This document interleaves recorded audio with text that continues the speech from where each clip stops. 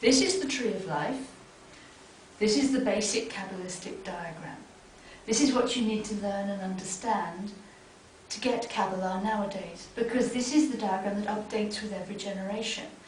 It can actually be extended into 4 diagrams nowadays called Jacob's Ladder, because each one of these diagrams here represents a world. This is the world of the human psyche.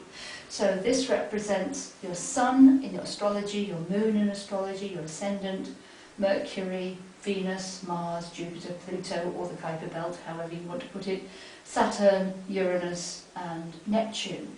So it's an image of the psychological world, which is known as Yetzirah, the world of forms, or the world of illusions. This is the world that we live in most of the time, but there is also the physical world, the spiritual world, and the divine world. But the psychological world is the one that's unique to humanity, and this is also the world where the angelic forces live. Now, understanding this, if you know anything about the chakra system, you'll see that it's equated to the chakras and the colours, the way it's coloured nowadays. So you can see that the two systems will work together very well.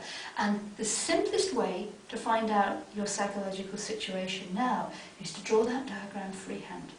If you can find an image of the tree of life that looks like this, and then just look at it and draw it quite quickly in about 1.5 minutes, how you draw it will tell you exactly what's going on in your auric field and in your psyche right now. For example, if all the sephirot, this is the circles here, it's Hebrew sephira, if those are all big and these are all small, it means that you're overactive and you may give too much, or you may even be controlling. If these are all terribly, terribly precise and bigger than the ones on here, it means that you're very intellectual or passive or maybe judgmental, or certainly a great disciplinarian.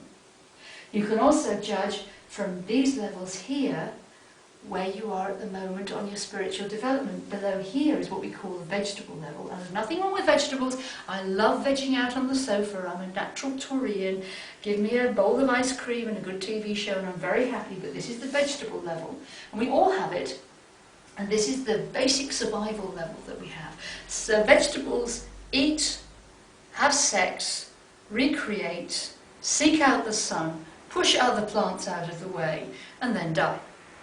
And we've all got that level in us. We all want to have sex, reproduce, eat nice food, and seek out the sun, preferably somewhere like the Caribbean.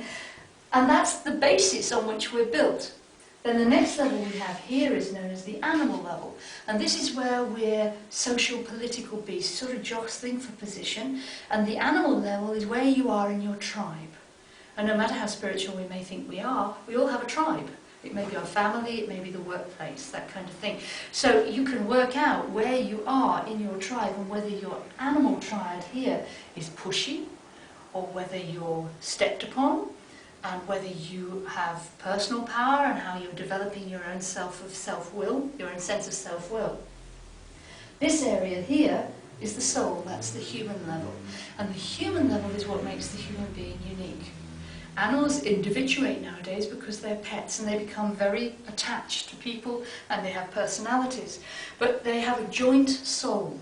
This is only fair and right because when an animal dies, if it could not be connected with its master or mistress, or in the case of a cat, its servants, it might miss them very much. So it goes back to a kind of group soul from which it can come out to meet you after you die. So all animals have a kind of peaceful heaven to go to where they're not going to miss their earthly lives. For us, this is the place where we're individuals. We completely individuate to be exactly who we were meant to be. And this is the place of free will. These sephirot here, this is Gevura, which is discrimination, judgment, discernment.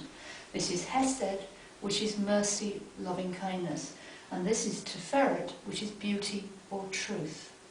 So the nature of your soul is actually how you make decisions, act with kindness, and what is your interpretation of the truth. Now the poet Keats put it very well in, I think it was Ode on a Grecian Urn, when he said, truth is beauty and beauty truth, that's all you know on earth and all you need to know. So this area, the human area, is the part where you become exactly who you were meant to be, unique, different from everyone else. At the vegetable level, you're the same as the family. At the animal level, you're the same as your tribe. But at this level, you are uniquely you. And how you get to that level is the spiritual level here, which begins in this what's known as the supernal triad and comes down to Tiferet here. And that is the link that you have with the deity, the higher one, God, Hashem, whatever you want to call it.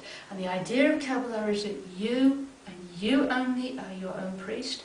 You have your relationship with God that is unique to you, and your chance in life for happiness is to seek the personal relationship that you have with whatever you conceive that to be, and to seek joy.